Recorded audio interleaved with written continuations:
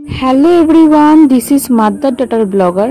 প্রত্যেকবারই ভাবি নিজের সামনে এসে ইন্ট্রো দেব, কিন্তু কোনোবারই হয়ে ওঠে না, কারণ আমার ক্যামেরাম্যান আমি নিজেই।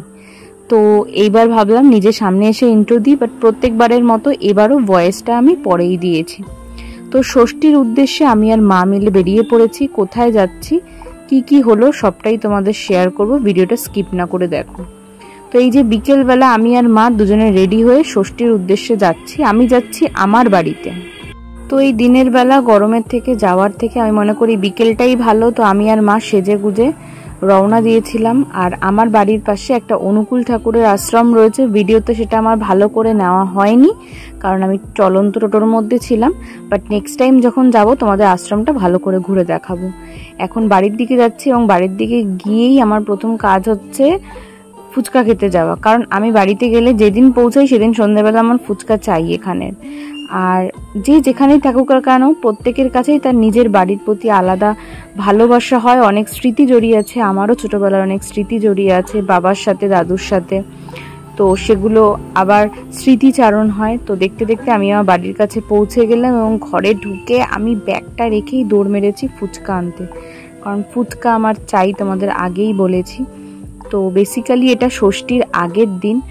তো ষষ্ঠীর আগের দিন ফুচকা টুচকা খেয়ে তারপরে ঠাম্মার সাথে আড্ডা গল্প করতে করতে রাতটা কাটিয়ে দিয়েছিলাম।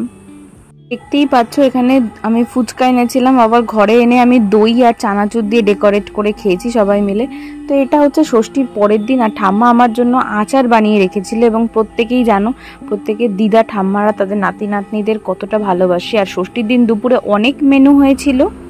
মোরলা মাছের রেসিপিটা আমার চ্যানেলে অলরেডি আপলোডেড, তোমরা চাইলে দেখে আসতে পারো। ঠাম্মার রেসিপি, সুতরাং টেস্টি তো হবেই। তো ষষ্ঠীর দিন লাঞ্চে আমার পাতে ছিল সাদা ভাত, পাতুরি, চিংড়ি মাছের মাথা বাটা, উচ্ছে কুমড়ো ভাজা, মাছ, মাংস, চাটনি। হাঁপিয়ে গেলাম বাবা, দেখে মনে হচ্ছে আমারই ষষ্ঠী হচ্ছিল, মেয়ে ষষ্ঠী। তো এদিকে ঠাম্মা খাচ্ছে, দুজনে মিলে জমিয়ে রসিয়ে কষিয়ে দুপুরবেলার খাওয়াটা খেলাম।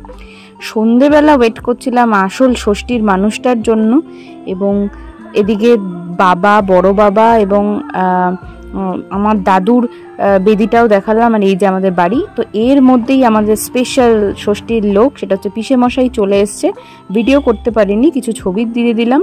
তো ঠাম্মা এখানে ষষ্ঠী দিয়েছে, কারণ অনেক বছর পর ষষ্ঠীটা হলো।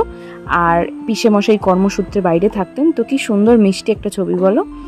তো এরমভাবেই ষষ্ঠীটা কাটলো। এবং রাতের ডিনারে আমি অনলি চিকেন বিরিয়ানি নিয়েছি, আর ঠাম্মা খেয়েছে মাছ দিয়ে পান্তা ভাত, কারণ ঠাম্মা চিকেন খায় না। আর দ্বিতীয় কথা হলো, এত রাতে ঠাম্মা বিরিয়ানিটা তো খাবেই না। এদিকে মা খাচ্ছে। এরম করেই আজকে ষষ্ঠীর দিনটা পালন করলাম। ভিডিওটা ভালো লাগলে লাইক, কমেন্ট অ্যান্ড সাবস্ক্রাইব করতে ভুলো না। Thanks for watching, bye bye.